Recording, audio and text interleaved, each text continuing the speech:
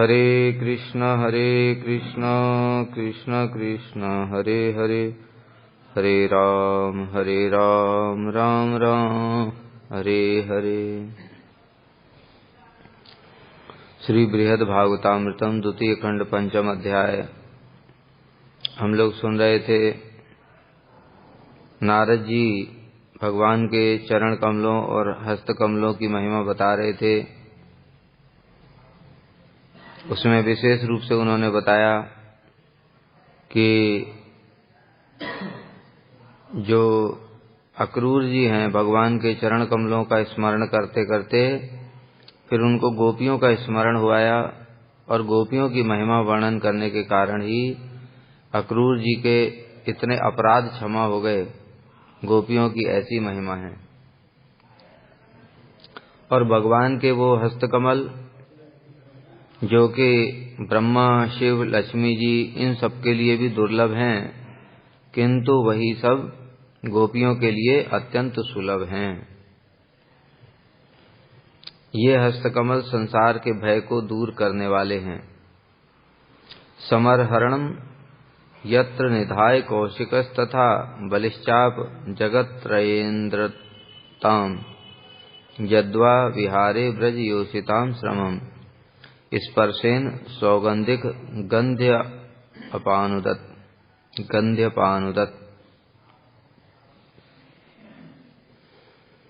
जिन कर कमलों में पूजा उपहार अर्पण करके इंद्र ने अश्वमेध यज्ञ का फल प्राप्त किया था।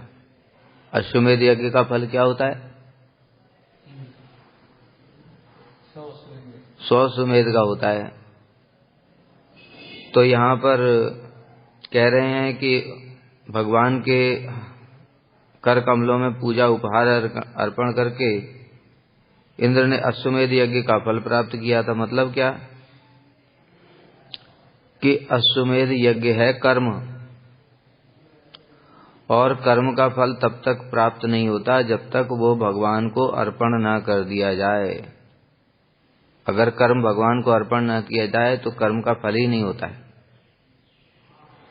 इसलिए जो रामानंद राय संवाद में रामानंद राय जी ने पहले वर्णाश्रम धर्म बताया था, फिर कृष्ण के लिए कर्म अर्पण बताया था।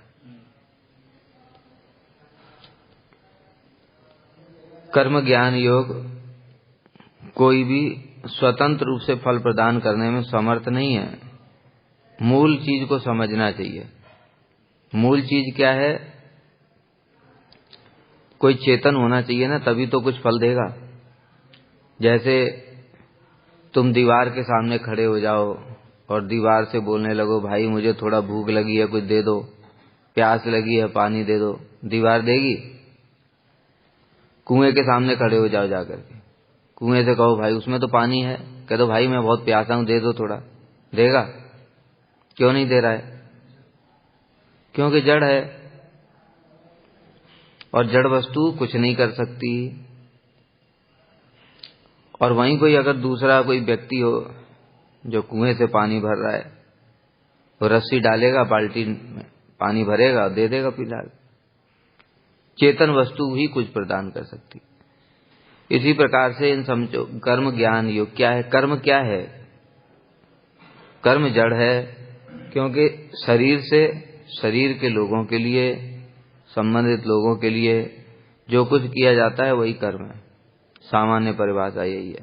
शरीर से, शरीर, अपने शरीर तथा शरीर संबंधी लोगों के लिए जो कुछ किया जाए वही कर्म है। तो इस प्रकार से जो कर्म है वो रहा जड़, क्योंकि शरीर जड़ है। अब इस जड़ शरीर से जो कुछ भी किया जाएगा वो जड़ ही तो रहेगा। मान लो तुम्हारे पास एक लकड़ी का टुकड़ा है लंबा सा, वो लकड़ी के टुकड़े से तुम कुछ भी करो, लकड़ी तो जड़ है, और लकड़ी के टुकड़े से जो भी करोगे वो जड़ ही तो रहेगा। उससे चाहे तुम टेबल बनाओ, चाहे उससे तुम कुर्सी बना लो, चाहे वो लकड़ी के टुकड़े से तुम बेड बना लो, कुछ भी करते रहो उससे, हैं? चाहे उसको पीस पीस में काट करके कुछ भी और दूसरा कुछ बना लो, रहेगा जड़ ही, क्योंकि मूल वस्तु जड़ थी। उसी प्रकार से मूल वस्तु है शरीर। शरीर से जो कुछ भी फिर किया जाएगा वो जड़ ही रहेगा। इस कारण से कर्म जड़ होता है। ज्ञान योग भी उसी प्रकार से। ज्ञान किससे किया जाता है? निर्विशेष ब्रह्म ज्ञान वैराग्य, ये भी ऐसे। वैराग्य किससे किया जाता है? आत्मा से कोई वैराग्य होता है? आत्मा से क्या वैराग्य करोगे? आत्मा को तो भूख प्यास थोड़ी लगती है, शरीर को लगती है। ये धर्म सारे शरीर के हैं। आत्मा तो चिन्मय है, उस शरीर को चलाने के लिए ही वो सब आत्मा उसके अंदर में बैठा हुआ है। उस शरीर के चलाने के लिए खा रहे हैं पी रहे हैं, ये सब थोड़ी आत्मा को चलाने के लिए खा रहे हैं। आत्मा थोड़ी मर जाता है कि तुम शरीर मर जाता है तो आत्मा ही मर जाता है? क्यों नहीं मरता है? शरीर भूखा भूखा मर जाएगा तो आत्मा को ही मर जाना चाहिए। आत्मा चिन्मय है, वो मर नहीं सकता है। नैनम छिंदन्ति शस्त्राणि, जब शस्त्र नहीं काट सकते, आग जला नहीं सकती है, तो आत्मा कैसे मरेगा? भूखा मर जाएगा।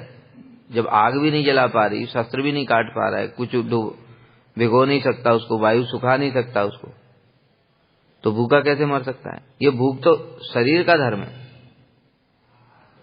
इसलिए जो आत्मधर्म में प्रतिष्ठित हो जाते हैं, जड़ धर्म से ऊपर उठ जाते हैं, श्रील माधवेंद्रपुरी पाद, श्रील रघुनाथ दास गोस्वामी, सनातन गोस्वामी रूप इत्यादि, इनको देखो कहाँ भूख लगती है, खाएं चाहे ना खाएं, वो चलता रहता है उनका। तो ये जड़ धर्म का, जड़ शरीर का धर्म है। ये भूख प्यास, रोग शोक व्याधि, आत्मा को कौन सा रोग है? आत्मा को भव रोग है, खाली उस संसार में फंस गया है। और कोई रोग नहीं उसको हो सकता है कि सर्दी खांसी बुखार जुकाम हो जाएगा उसको। आत्मा को वायरस टच नहीं कर सकता है, ठीक है ना? भगवान का अंश है वो। तो इसलिए ज्ञान योग ये सब है जड़।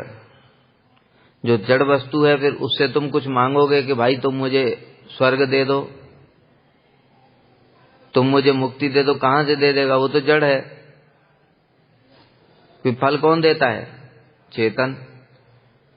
तुम सैलरी किससे मांगोगे? कंपनी की दीवार से मांगोगे, कंपनी के गेट से मांगोगे कि मैनेजर से मांगोगे?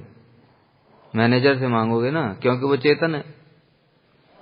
इसी प्रकार से ये सारे के सारे जितने भी साधन है ये जड़ हैं, क्योंकि इनका संबंध जड़ शरीर से है। लेकिन भक्ति चिन्मय है, भक्ति भगवान की स्वरूप शक्ति की इलादनी वृत्ति है, वही फल देती है। तो जड़ जो इतना इन लोगों ने किया वो फल नहीं दे सकता। जो थोड़ा सा फिर कृष्ण को अर्पण कर दिया, ये भक्ति हो गई। भगवान को कुछ भी अर्पण कर दिया ना, फल यज्ञ करते हैं, यज्ञ के बाद में वो फल अर्पण किया जाता भगवान को, वो जो अर्पण किया उतना भक्ति हो गई। उतने भक्ति के फल से ही वो उसको स्वर्ग प्राप्त हुआ। नहीं 100 सुमेर यज्ञ कर लेता और भगवान को अर्पण नहीं करता तो कुछ नहीं होता उसको, ठीक है? इस प्रकार से इंद्र ने उन्हीं कर कमलों की महिमा बता रहे हैं। भगवान के कर कमलों की पूजा करके उनको पूजा उपहार अर्पण कर दिया। प्रभु आप ये ग्रहण कीजिए, अश्वमेध यज्ञ का फल आपको दे रहा हूं। भगवान ने कहा ठीक है, तो 100 अश्वमेध यज्ञ का फल तुमने मुझे दिया है, मैं तुम्हें इंद्र पद दे रहा हूं। तथा बलि ने तीनों जगत का आधिपत्य प्राप्त किया था। बलि ने कैसे प्राप्त किया? भगवान को थोड़ा संकल्प करके, हे प्रभु मैं आपके लिए संकल्प कर रहा हूं, जल दे दिया। बस उतने से तीनों लोगों का आधिपत्य, तीनों जगतों का आधिपत्य प्राप्त किया था। बलि महाराज ने अपने हाथों से भगवान की अंजलि पूर्ण जल अर्पण कर तीनों लोगों का इंद्रत्व प्राप्त किया था। बलि महाराज को भगवान ने कहा ना इंद्र बनोगे तुम, वो क्या क्या किया था उन्होंने? भगवान को थोड़ा सा जल ही दे दिया था। और सिर्फ तीनों लोगों का इंद्रत्व ही नहीं दिया उनको, ऊपर से भगवान उनके द्वारपाल भी बन गए। ये सब किसका फल है? भक्ति का फल है। ये जो बलि महाराज 100 अश्वमेध यज्ञ कर रहे थे उसका फल नहीं है, उसको बताया ना कोई फल नहीं है। फल क्या है? जो भगवान को अर्पण कर दिया। इसलिए भगवान ने प्रसन्न होकर के इंद्र पद भी दे दिया और अपने आप को भी दे दिया। उन्हीं सुगंधित कर कमलों ने रास क्रीड़ा के समय ब्रज सुंदरियों को स्पर्श कर विहार से उत्पन्न उनके श्रम को दूर किया था। उन्हीं भगवान के श्री कमलों कर कमल हस्त कमल ने रास क्रीड़ा करते करते गोपियां थक गईं। कहती बस और हमसे अब नहीं हो रहा है। तो कृष्ण ने ही उनके श्रम को दूर किया था। चरण भी दबाए, राधा जी के चरण भी दबाए। बताओ, जो कर कमल बताया कि कोई किसी के हाथ पर भी भगवान नहीं रखते, लक्ष्मी जी के भी सिर के ऊपर नहीं रखते, उनको भी वो प्राप्त नहीं होते, उनके द्वारा वो राधा जी की सेवा कर रहे हैं। इसी से समझ लो राधा जी की क्या महिमा। और अन्य अन्य गोपियों के परिश्रम को दूर किया था। उनके मुख पर पसीने की बूंदें आ गई थी, बहुत सारा पसीना हो गया। कृष्ण ने स्वयं अपने हाथों से उस पसीने को साफ किया था। इसीलिए कह रहे हैं कृष्ण ने स्वयं ब्रज सुंदरियों को स्पर्श कर विहार से उत्पन्न उनके परिश्रम को दूर किया था।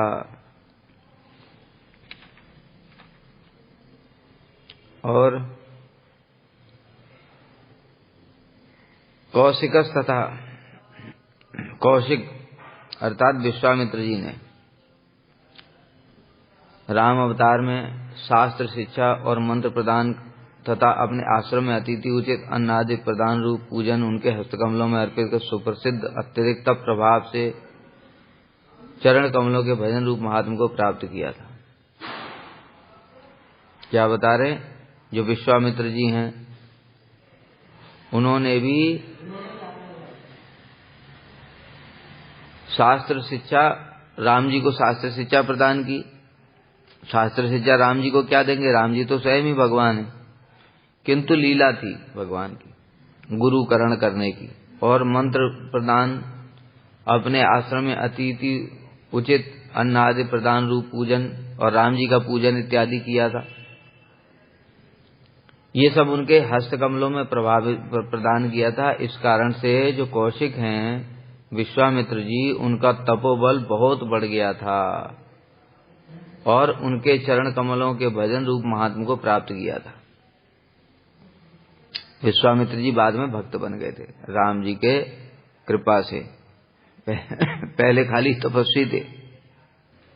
और अंत में वही बता रहे हैं कि गोपियों की प्रति उचित कृपा वितरण करके उनके परिश्रम को दूर किया था। उनको स्पर्श इत्यादि करके और उनके पसीने की बूंदों को कृष्ण ने स्वयं ही अपने हाथों से साफ किया। इस प्रकार से भगवान के कर कमलों की महिमा है। पितामहो असो कुरु पांडवानां बृहद्व्रतो धर्मपरोऽपि भीष्मः भजांगनोत्कर्ष निरूपणेन तमंत काले भगवंतम स्तौत। अब इनकी बता रहे हैं भीष्म पितामह की। इन्होंने भगवान की कैसी कृपा प्राप्त की। कौरवों और पांडवों के पितामहो असौ कुरु पांडवानां, कौरव और पांडवों के पितामह। बृहद व्रत बड़ा भीषण उन्होंने व्रत धारण किया था। कौन सा? मैं देवव्रत, गंगापुत्र, सूर्य, चंद्र, दिशा, पृथ्वी, इन सबको साक्षी मान करके आज यह व्रत धारण करता हूं कि मैं आजीवन ब्रह्मचारी रहूंगा। ये बड़ा कठोर व्रत धारण किया था। तो बृहद व्रतो और धर्म परोपि, धर्मपरायण भी थे। सब समय धर्म का पालन किया करते थे। धर्म का पालन करने के लिए कितना बड़ा त्याग किया उन्होंने अपने पिताजी के लिए। स्वयं ही आजीवन नैष्ठिक ब्रह्मचारी रहे। आसान बात नहीं है। जो योग्य नहीं है उसके लिए तो कोई बात नहीं है। किसी का देखा है कि कुछ योग्यता ही नहीं है तो शादी विवाह नहीं होता है। और उनकी योग्यता तो चरम सीमा है। राजकुमार धर्मपरायण, सारे के सारे उनको वेद शास्त्र पता है ज्ञान की दृष्टि से और शक्ति की दृष्टि से राजकुमार हैं। पूरे पृथ्वी पर उनके समान कोई योद्धा नहीं है। ऐसा व्यक्ति अगर नैष्ठिक ब्रह्मचारी रहे तो बहुत बड़ी बात होती। कितना इंद्रिय संयम है, और विशेष रूप से भगवान के भक्त भी हैं। 12 महाजनों में से एक नाम है। ऐसे पितामह ने धर्मपरायण होने पर भी अपने अंतिम समय में व्रजांगना उत्कर्ष निरूपेण उन गोपियों की उत्कर्ष का ही वर्णन किया था, और ये वर्णन करते हुए भगवान कृष्ण का स्तव किया था। जब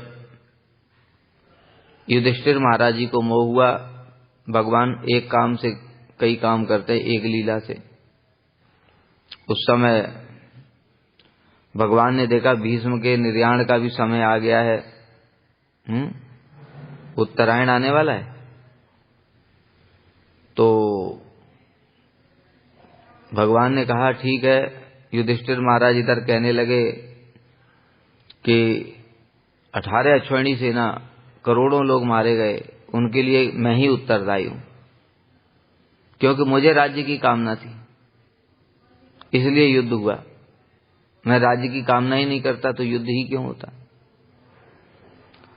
इतनी स्त्रियां विधवा हो गईं, इतने माता पिता अनाथ हो गए, बालक अनाथ हो गए, माता पिताओं की संतान चली गई, इस सब के लिए मैं ही उत्तरदायी हूं। शोकग्रस्त होकर के बैठ गए। और राजा शोकग्रस्त होकर के बैठ जाएगा तो राजकाज कैसे चलेगा। कृष्ण ने समझाया तब भी नहीं समझ में आया। अर्जुन को तो समझ में आ गया, लेकिन इनको नहीं आया समझ। तब अंत में कृष्ण ने कहा ठीक है, एक काम करते हैं, जो पितामह भीष्म हैं वो सबसे अधिक सीनियर हैं, 400 वर्ष उम्र, सब धर्म को जानने वाले हैं, इसलिए उनसे पूछ करके देखते हैं कि किसकी गलती है, धर्म किया अधर्म किया क्या है, सब वही बताएंगे। और भगवान इस प्रकार से पांडवों को लेकर के जहां पर पितामह भीष्म सैया पर लेटे हुए थे वहीं पर पहुंच गए। भीष्म ने उनको प्रणाम किया। भगवान की इच्छा से सारे देवता वहां पर आ गए, सारे ऋषि मुनि वहां पर आ गए, सब थे, परशुराम, व्यास जी। क्यों, भगवान वहां पर है, वहीं पर सब जाएंगे ना। बाकी बताया कि इतना लाख लाख साल तपस्या ये सब ऋषि मुनि करते रहते तो भगवान का दर्शन नहीं होता है, और वहां फ्री में दर्शन मिल रहा है। इसलिए सब के सब वहीं पर उपस्थित हो गए, सारे बड़े बड़े ऋषि मुनि सब आ गए। और भीष्म को सुनने के लिए नहीं आए, उधर भगवान को दर्शन करने के लिए आए। और भीष्म भी कोई साधारण नहीं है, भगवान के भक्त हैं, उन लोगों को ये भी पता है, इसलिए उनको भी सुन रहे हैं। लेकिन मुख्य है कृष्ण। आ गए सारे। अब कृष्ण ने कहा पितामह ये बताइए, ये युधिष्ठिर महाराज कह रहे हैं कि ये युद्ध हुआ, इसके लिए मैं उत्तरदायी हूं। तब भीष्म जी हंसने लगे, कहते हैं अहो कितने आश्चर्य की बात है, तुम्हारे साथ तुम तो स्वयं धर्मराज हो। धर्मराज का मतलब है जो सब समय धर्म का पालन करता है। तो धर्म का पालन करने वाले को कष्ट कैसे आ सकता है भाई। हमको जो रोग व्याधि आदि दैविक आदि भौतिक आदि 3 ताप क्यों मिल रहे हैं? अधर्म किया हमने, पाप किए ना। लेकिन तुम तो पाप नहीं करते, तुम तो निष्पाप हो, फिर भी सारे जीवन भर क्यों तुमको कष्ट मिला। दूसरा सवाल, तुम्हारे साथ में ये गांडीवधारी अर्जुन है, इसके रहते हुए भी तुमको इतने सारे कष्ट आए। तीसरा सवाल, भीम है तुम्हारे साथ में 10,000 हाथियों के बल वाला, इनके रहते हुए भी तुमको इतने कष्ट आए। चलो मान लिया कि तुम लोग हो तो मनुष्य ही, इतने धर्मराज हो, शक्तिशाली हैं, गांडीवधारी अर्जुन है, भीम है, ये सब है, लेकिन हो तो मनुष्य। किंतु तुम्हारे साथ में ये कौन है? अरे काल तो इनकी इच्छा से चलता है, ये स्वयं तुम्हारे साथ जब विराजमान हैं तो भी तुमको कष्ट कैसे आ गए, ये बताओ। इसका मतलब ये सब इनकी इच्छा है, इसलिए अपने आप को दोषी मत मानो, क्योंकि इनके रहते हुए तो कुछ संभव ही नहीं है। इस प्रकार से बताया और सारे उपदेश इत्यादि देने के बाद में बहुत लंबी वो तो उपदेश दिया युधिष्ठिर महाराज को, पूरा राज धर्म, स्त्री धर्म, पुत्र धर्म, सारे धर्म समझाए। उसके बाद में जब उनका निर्याण का समय आ गया, शरीर छोड़ने का, तब भगवान से हाथ जोड़ करके प्रार्थना करने लगे। सदेव देवो भगवान प्रतीक्षिताम कलेवर यावद इदं हिनोम्यहम् प्रसन्नहास अरुण लोचन मुखाम्बुज ध्यान पतश्चतुर्भुजम्। सदेव देवो भगवान, वो जो देवताओं के भी देव हैं भगवान, प्रतीक्षिताम, आप कृपा करके थोड़ी और प्रतीक्षा करें। कब तक प्रतीक्षा करें भाई तुम्हारी? कलेवर यावद इदम हिनोम्यहम्, जब तक मैं शरीर को ना छोड़ दूं तब तक आप मेरे नेत्रों के समक्ष ही विराजमान हैं। कौन, कैसे भगवान? प्रसन्न हास, जिनके मुख पर सब समय प्रसन्न हास से रहता है। अरुण लोचन, जिनके नेत्र कमल के समान हैं, और मुख भी कमल, उनका मुख कमल दर्शन करते हुए मैं इस शरीर को छोड़ना चाहता हूँ। ध्यान पतश्च चतुर्भुजा, ऐसे जो भगवान है वो मेरे ध्यान के पथ में आ जाएं। इस प्रकार से प्रार्थना की। फिर बड़ी अच्छी अच्छी स्तुतियां की कि आप वही हैं जब मैंने आपको बाण मारे थे और अर्जुन के प्रति वात्सल्य के कारण आप रथ से कूद गए थे, आपका पीताम्बर गिर पड़ा था और आपने रथ का पहिया उठा लिया था मेरा वध करने के लिए। ऐसे प्रभु मैं आपको प्रणाम करता हूँ। फिर उन्होंने ऐसे स्तुतियां करते करते ब्रज की बातें करी और फिर गोपियों की भी महिमा गान करी।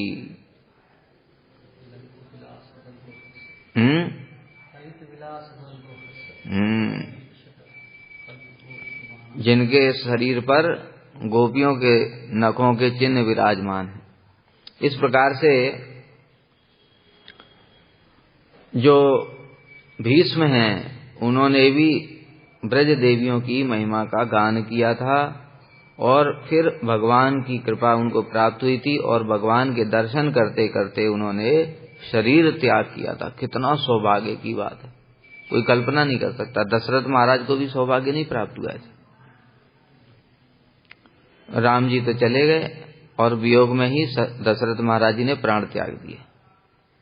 भीष्म पितामह के बारे में टीका में बता रहे हैं, पितामहो जो बृहद नैष्ठिक ब्रह्मचारी थे, धर्मपरायण, क्षत्रिय स्वभाव के अनुसार युद्ध आदि में तत्पर थे, यहाँ तक कि उन्होंने अपने गुरु भगवान के अवतार परशुराम के साथ युद्ध किया था। क्या बता रहे हैं? साधारण योद्धा नहीं थे वो, महातेजस्वी, जिन्होंने भगवान के अवतार परशुराम के साथ युद्ध करके उनको भी परास्त कर दिया था। और कुरुक्षेत्र युद्ध में अर्जुन के सारथी भगवान श्री कृष्ण के अंगों में, चलो परशुराम तो तब भी आवेशावतार हैं, शक्ति आवेशावतार हैं, जीव कोटि के हैं, लेकिन ये तो स्वयं कृष्ण ही है। उनके भी शरीर में बाण मार दिए थे। श्री कृष्ण के श्री अंगों में भी निष्ठुर भाव से बाण निक्षेप किए थे। उन भीष्म ने भी बाणों की शैया पर लेटे रहकर ही ब्रजांगनाओं की महिमा के निरूपण द्वारा ही भगवान श्री कृष्ण का स्तव किया था, अर्थात गोपियों के संबंध से ही कृष्ण के परम उत्कर्ष का वर्णन किया है। इस प्रकार से यहाँ पर दोनों महिमा है, एक भगवान के कर कमल और दूसरा गोपियों की।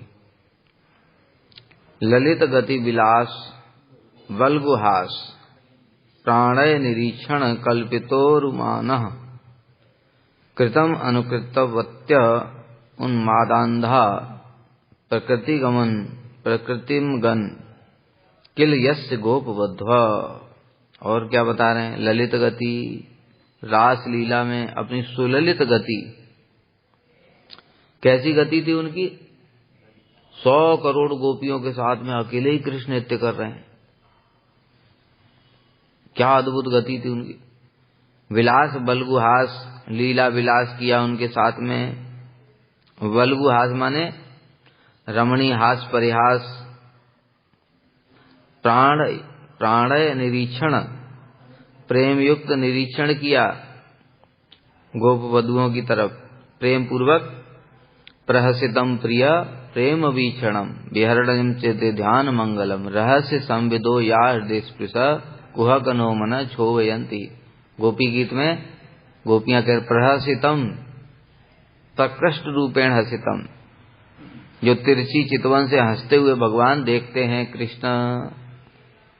और प्रेम वीक्षणम, प्रेम पूर्वक गोपियों की ओर तिरछी चितवन से देखते हैं।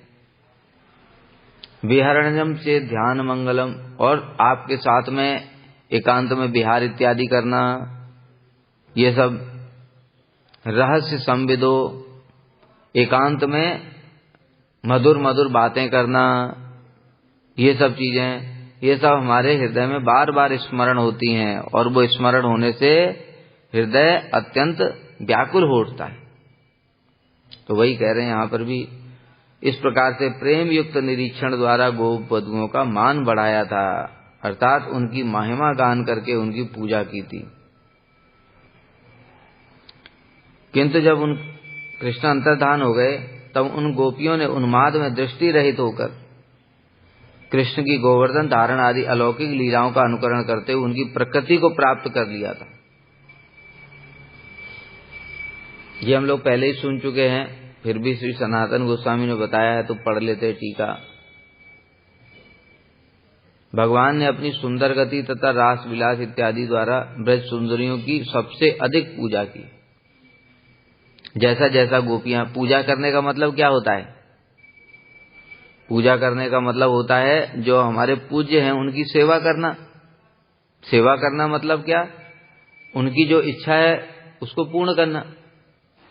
ये तो चैतन्य मनोभीष्टम स्थापितम येन भूतले, रूप गोस्वामी ने महाप्रभु की पूजा की। कैसे पूजा की हैं? वहां पर जगन्नाथपुरी गए थे क्या? धूप दीप पुष्प लेकर के वहां आरती उतार रहे थे महाप्रभु की। सुना कभी? कैसे पूजा की उन्होंने? श्री चैतन्य मनोभीष्टम स्थापितम येन भूतले, चैतन्य महाप्रभु के मनोभीष्ट को जगत में स्थापित किया। यही पूजा की सबसे बड़ी पूजा। कैसे? मंजरी भाव को इस जगत में प्रकाशित किया, ग्रंथों की रचना की, भक्ति रसामृत सिंधु, उज्ज्वल नीलमणि, उत्कलिका वल्लरी इत्यादि ये सब ग्रंथ हैं जो उनके, हंसदूत, ललित माधव, विदग्ध माधव इत्यादि नाटक, इन सब की रचना करके श्री चैतन्य महाप्रभु की पूजा की। मतलब महाप्रभु का जो मनोभीष्ट था उसको पूर्ण किया, इसलिए वही पूजा है। इसी प्रकार से ये गोप वधुएं हैं, इनका भी मनोभीष्ट था कृष्ण के साथ हम लीला विलास करें मधुर मधुर। तो फिर कृष्ण ने उनकी मनोकामनाओं को पूर्ण किया, मनोरथों को पूर्ण किया, इसलिए कृष्ण उनकी पूजा कर रहे हैं। गोपियां भी कृष्ण की पूजा कर रही हैं, कृष्ण के अंदर भी इच्छा है, तो दोनों ही एक दूसरे की मनोकामनाओं को पूरा करके एक दूसरे की पूजा कर रहे हैं। इस प्रकार से समझना पड़ेगा। इसके द्वारा भोग, ऐश्वर्य, मुक्ति तथा भक्ति का वर प्राप्त करने वाले समस्त पात्र, यहाँ तक महालक्ष्मी से भी ब्रज सुंदरियों की अत्यधिक महिमा सूचित हुई है। ऐसी पूजा लक्ष्मी जी की नहीं की कृष्ण ने। अतएव भगवान के विरह में प्रेम उत्कंठा के प्राचुर्यवस्तः अभिव्यक्त हुए महाभाव के विक्रम से वे ब्रज गोपियां उन्मादवस्था अंध की भांति हो गई थी। उनका प्रेम भी इतना अधिक था कृष्ण के प्रति, इसलिए, और कृष्ण स्वयं उनकी पूजा कर रहे थे, तो फिर जब वो अंतर्धान हो गए तो अत्यधिक प्रेम वस्तः वो गोपियां उन्माद दशा को, महाभाव उन्माद दशा को प्राप्त हो गईं। अर्थात लौकिक और पारलौकिक साधन साध्य इत्यादि के विषय में दृष्टि रहित हो गई थी और उस प्रकार से कृष्ण में मन चित्त पूर्ण रूप से आविष्ट हो गया। और ब्रज गोपियों द्वारा गोवर्धन धारण भगवान के कर्मों का अनुकरण करना संभव नहीं है, क्योंकि उन्होंने कृष्ण की प्रकृति को प्राप्त कर जगत पूज्यता, सच्चिदानंद रूपता, जगत निस्तारकता, वात्सल्य गोपवधू के शरीर में ही प्राप्त कर लिए थे। कृष्ण की प्रकृति को प्राप्त हो गई मतलब कृष्ण के ध्यान का विषय हुई थी। ये दोनों चीज, उनका चित्त कृष्ण में लगा हुआ है और कृष्ण का चित्त उनमें लगा हुआ है। कृष्ण के ध्यान विषय हुई थी श्री कृष्ण के। और ध्यान ब्रज गोपियों की वियोगिनी अवस्था की गति या पथ निर्धारण करने में किसी योगी की क्षमता नहीं है, ये तो सभी जानते ही हैं। योगी लोग भी उस अवस्था का वर्णन नहीं कर सकते। अवस्था का वर्णन कैसे करेंगे? हम किस चीज को वर्णन कर सकते हैं? जिसको हम अनुभव कर चुके हैं। हम लोग देखते हैं 5वीं क्लास तक का बच्चा पढ़ा हुआ है, वो कहां तक के वर्णन कर सकता है? जो उसने पढ़ा है वो 10वीं की चीजों को कैसे वर्णन करेगा? 10वीं वाला 12वीं का वर्णन नहीं कर सकता। ऊपर वाला नीचे का सब कुछ वर्णन कर सकता है। अब ये जो योगी इत्यादि हैं, इनकी तो बात ही क्या है। उद्धव जी तो बड़े ऊंचे भक्त हैं, प्रेम पर भक्त हैं, प्रेमातुर, पांडव प्रेम पर प्रेमातुर होकर के भी उद्धव जी वो गोपियों की महिमा का लेस मात्र भी वर्णन नहीं कर पाए। ऐसा जो उन्होंने महाभाव प्रेम देखा उसको वर्णन नहीं कर पाए। और फिर क्या प्रार्थना करने लगे? तो भैया इसको हम क्या वर्णन करेंगे? ये तो हमारे वर्णन करने के बहुत ऊपर की बात है। इसलिए हम ये प्रार्थना ही कर लेते हैं कि इनकी एक धूली का कण ही मिल जाए, उसी से हमारा उद्धार हो जाएगा। तो उसी प्रकार से ये जो योगी इत्यादि हैं, ये सब उन ब्रज गोपियों का क्या वर्णन करेंगे? किसी की क्षमता नहीं है, क्योंकि ब्रह्मादि योगेश्वर जनों के लिए भी जिन दुर्लभ कृष्ण का ध्यान दुर्लभ है, वे कृष्ण भी गोपियों का ध्यान कर रहे हैं। राधा चिंता निवेशेन यस्य कांतिर्विलोपिता श्री कृष्ण चरणम वंदे राधा लिंगित विग्रहम। सारे के सारे ब्रह्मांड के, अनंत कोटि ब्रह्मांड के भी छोड़ो और सभी जो चित जगत के हैं, वो सब कृष्ण के चरणों का ध्यान करते हैं और कृष्ण गोपियों का ध्यान करते हैं। तो फिर जब कृष्ण का ही कोई वर्णन आज तक नहीं कर पाया, तो कृष्ण जिनका ध्यान कर रहे हैं उनका तुम क्या वर्णन करोगे?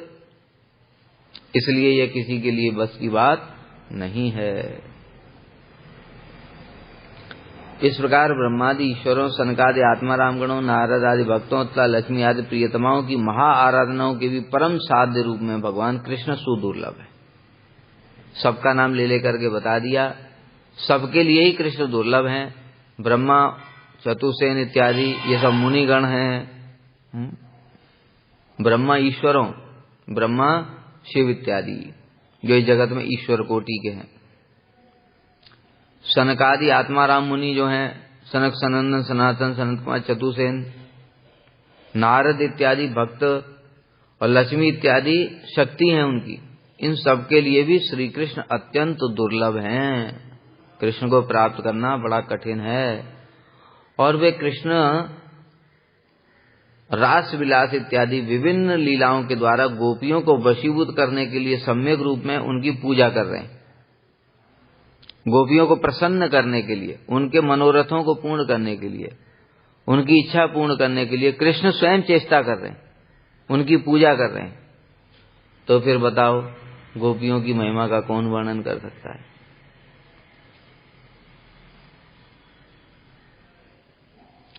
और उन गोपियों ने भी वैसे प्रेम की धारा में उन्मादित होकर योग्यता अयोग्यता का कुछ भी विचार न कर कृष्ण में तन्मयता हेतु उनकी लीलाओं का अनुकरण किया था। लीला, उनका योग्यता अयोग्यता का विचार क्या करेंगे? अरे विचार तो तब होता है ना जब बुद्धि काम करती है। जब बुद्धि ही काम नहीं कर रही है तो विचार क्या करेगा? बुद्धि काम क्यों नहीं कर रही है? प्रेम की महाभाव दशा, प्रेम इतना बढ़ गया कि वो प्रेम नचा रहा है। प्रेम ही कृष्ण को नचाता है, प्रेम ही राधा जी को नचाता है, प्रेम ही गोपियों को नचाता है, प्रेम ही रासलीला कराता है। ये प्रेम ही सबसे ऊपर विराजमान होकर के सबको नचा रहा है। और उस प्रेम की चरम अवस्था है महाभाव। उस दशा में वो विराजमान है। तो वही कृष्ण को भी नचा रही हैं, वही सबको नचा रही हैं। तो उनकी बुद्धि कहाँ काम कर रही है? इसलिए कुछ भी बुद्धि इत्यादि का विचार न करते हुए योग्यता योग्यता मतलब, अरे कोई भगवान कृष्ण बन सकता है क्या? हाँ, पौंड्रक वासुदेव जैसे बनने की कोशिश करते हैं, उनका क्या हाल होता है? फिर भगवान का चक्र उनको गला काट के फेंक देता है। और भी बहुत सारे हैं, हिरण्यकश्यपु भगवान, रावण भगवान, और देख लो जितने इतिहास में, इतने पुराणों में, सब में जितने भगवान बने, उन सब की क्या गति हुई। और गोपियां भी वही कर रही हैं। कोई गिरराज धारण कर रही है, कोई कालिया के फन पर नाच रही है, कोई पूतनावत, कोई कुछ। लेकिन कृष्ण को इसमें छुप छुप करके देख रहे हैं। ओहो, क्या अद्भुत प्रेम है। और उनकी पूजा और हाथ जोड़ करके, भैया कैसा प्रेम है, ये तो मेरी समझ ही नहीं आ रहा है। ये तो तन्मय हो गई हैं, कृष्णमय हो गई हैं। तो इसलिए जो वस्तु, तभी कह रहे योग्यता का, इस जगत में किसकी योग्यता है? जो कृष्ण की बन जाए, कृष्ण बन जाए, कृष्ण की अनुकरण करने लगे। बताए ना, जो अनुकरण करता है उनका गला कट जाता है। और यहाँ गोपियों का साथ उल्टा हो रहा है, वो भी वही कर रही हैं, लेकिन कृष्ण उनकी पूजा कर रहे हैं उल्टा। तो इस प्रकार से ब्रज गोपियों ने कृष्ण के चित्त पर भी आक्रमण किया था। चित्त पर आक्रमण करके अद्भुत महिमा की चिंता करते करते उनके स्वभाव को प्राप्त कर लिया था। जैसा कृष्ण का चित्त है, जो जो काम करते वो लीलाएं वो गोपियां भी करने लगी। चित्त पर भी आक्रमण कर लिया। गोपियों की क्या अद्भुत महिमा है, जो कोई नहीं कर सकता है, वो भी कर लिया उन्होंने। और दूसरा, उनके चित्त पर आक्रमण करके उनके हृदय में विराजमान है। इसलिए बताया ना, उरुक्रम चित्तयाना, दोनों बातें बताई थी हमने। उरुक्रम चित्तयाना का मतलब क्या है?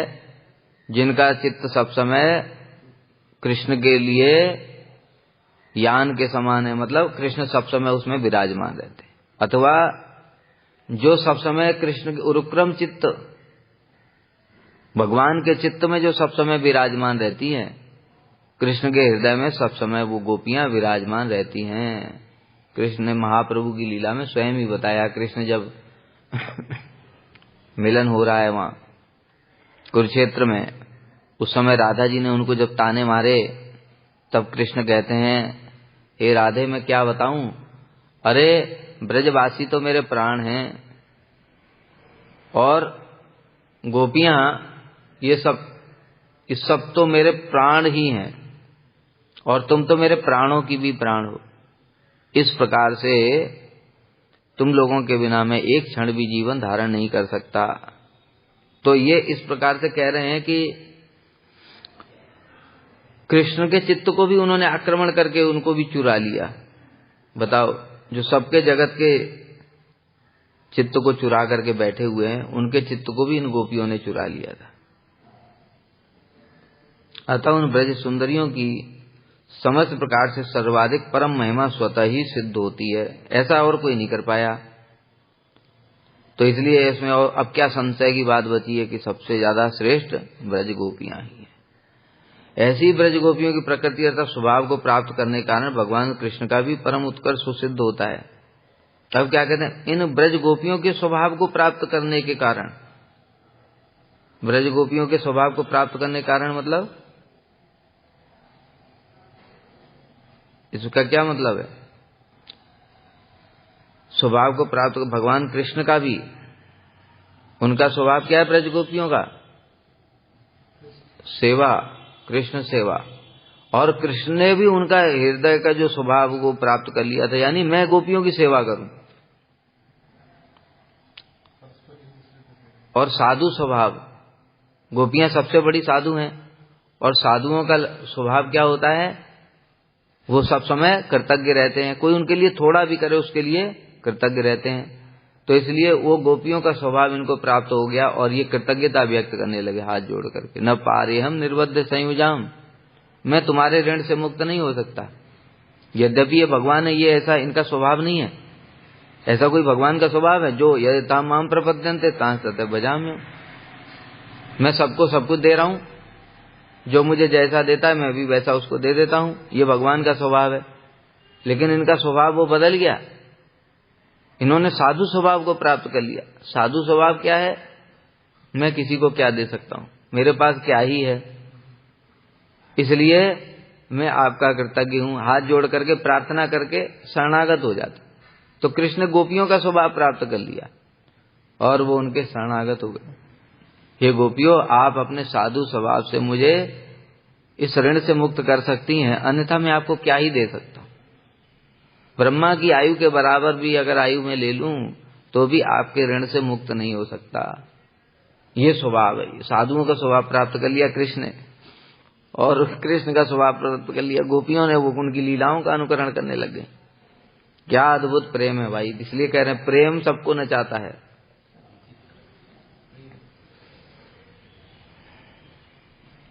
और ये करने के कारण ही कृष्ण का परम उत्कर्ष सुसिद्ध हुआ। क्यों? भगवान होकर भी साधु का स्वभाव धारण कर लिया। साधु मतलब वो तो जीव है, और भगवान मतलब सर्वशक्तिमान, अनंत, अपरिमित, असीम। वो भी स्वभाव छोड़ करके साधु स्वभाव, इसलिए ये कर लिया। मतलब ये कृष्ण के भी बस की बात नहीं थी, लेकिन ये भी कर लिया। ये इसका मतलब हाँ, ये परम उत्कर्ष सिद्ध हो गया, ऐसा कोई और नहीं कर सकता। तो दोनों की महिमा सिद्ध हो गई।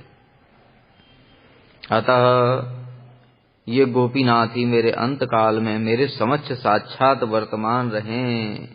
इस प्रकार से भीष्म देव ने आनंद पूर्वक अपने अत्यधिक सौभाग्य का वर्णन कर अंत काल में स्तव किया था, वह उचित है। वांछा कल्पतरुभ्यश्च कृपा सिन्धुभ्यैव च पतितानां पावनेभ्यो वैष्णवेभ्यो नमो नमः।